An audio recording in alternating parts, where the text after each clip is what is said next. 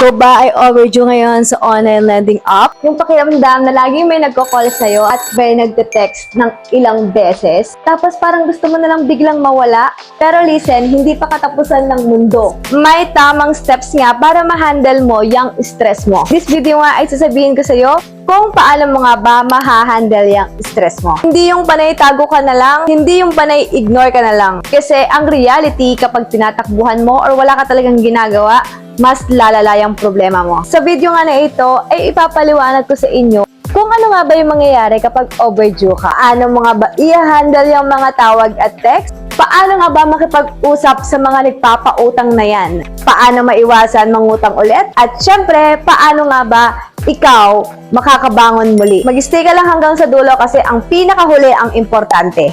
Una, kailangan mo lang maging mahinahon or kumalma. Alam ko, madaling sabihin pero mahirap gawin. Kasi pag nag-panic mode ka, maling desisyon niyang gagawin mo. Tapos, i-ignore mo lahat ng mga tawag at text. Or, uutang ka ulit sa mga ibang online lending app para mabayaran yung ibang utang mo sa mga ibang ola. So, gawin mo muna, kumalma ka, huminga ka, at syempre, i-accept mo yung situation. Acceptance is not weakness. It's the start of fixing the problem. Pangalawa, alamin mo kung magkano ba talaga yung utang mo. I-write down mo yung principal, penalty, at yung total talaga na nautang mo sa lahat ng online lending app. Mas nakakatakot kasi yung hindi mo tinitignan kung magkano yung utang mo. Number 3, prioritize payment plan. Hindi mo nga kailangan bayaran ka agad lahat. Ang goal dito ay mag-stop na yung growth ng interest sa mga inutangan mo. Unahin mo yung pinaka-overdue, bayaran yung partial if allowed, or nasa sayo naman kung isang loan muna yung tatapusin mo. One step at a time. Number 4, kausapin yung lender mismo. Alam ko, marami sa inyo yung mga natatakot maharas. Kasi yung pinaka-underrated.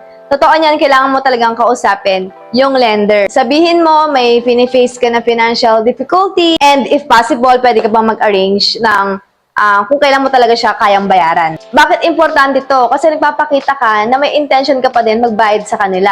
Minsan, pwede ka pa nilang bigyan ng extension. At syempre, hindi na sila ganon, tatawag lang tatawag kasi nga, may nakausap ka na sa kanila. Number 5, isa sa mga kinakatakutan ninyo ay yung tatawagan ba nila yung contacts mo. Reality, hindi po agad. Usually, ikaw muna yung kakontakin nila, pero pag mahirap ka na talagang kontakin yung character references mo, yung tatawagan nila. Pero importante nga dyan, wag na wag mo silang tatakasan. Wag ka basta-bastang papalit din ng cellphone number. Mas okay na yung sumagot ka, basta honest ka. At syempre, yung pinaka-importante, paano mo nga ba masasurvive yung mental health mo? Iwasan mo na talagang mangutang kung di mo talagang kayang bayaran. Mag-set ka ng goal kung kailan mo babayaran yung mga yan. Focus ka sa situation mo ngayon, wag sa takot. Ito nga yung final message ko sa inyo, hindi nyo kailangan tumakbo, hindi nyo kailangan i-ignore ang lahat. Gumawa ka lang talaga ng paraan para ayusin yan. Kahit pa isa-isa lang, basta mabayaran mo.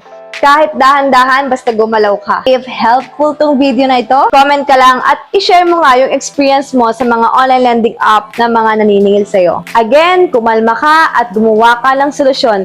Face your problem, wag mong tatakbuhan. Bye!